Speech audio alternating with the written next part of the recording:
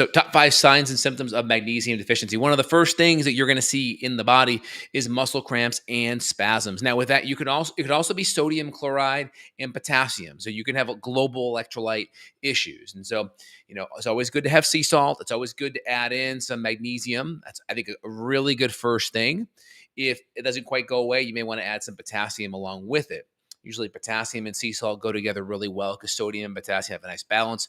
But magnesium works phenomenal. It really helps with relaxation of muscles, especially if you have a spasm or your muscles are really tight outside of like some soft tissue or trigger point work, getting some minerals in there and getting the inflammation down helps.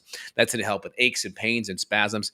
Again, magnesium is a natural beta blocker. So getting into the next thing with heart rate and heart rhythm issues, it's going to relax your heart. Your heart's one of the biggest muscles. So just like it'll relax your major muscles like your glute and your back and your quads, it'll also help relax your heart. Number 2.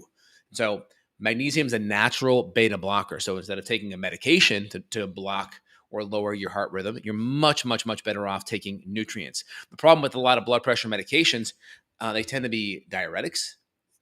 They tend to actually lower magnesium levels. And that's a problem because it basically keeps you in perpetual nature of being addicted to that medication because the nutrients that are needed to regulate blood pressure and vascular health are not there.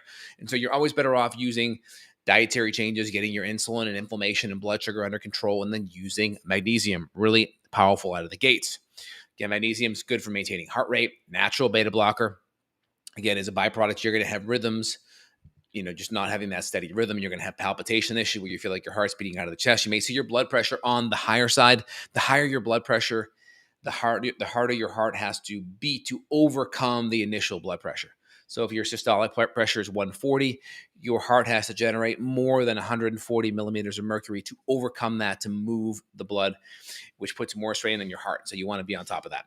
Plus, we need, that atrioventricular, the sinoatrial, atrioventricular nodes, the little nodes in the heart that conduct electricity. You're going to need electrolytes. You're going to need sodium, potassium, calcium, magnesium.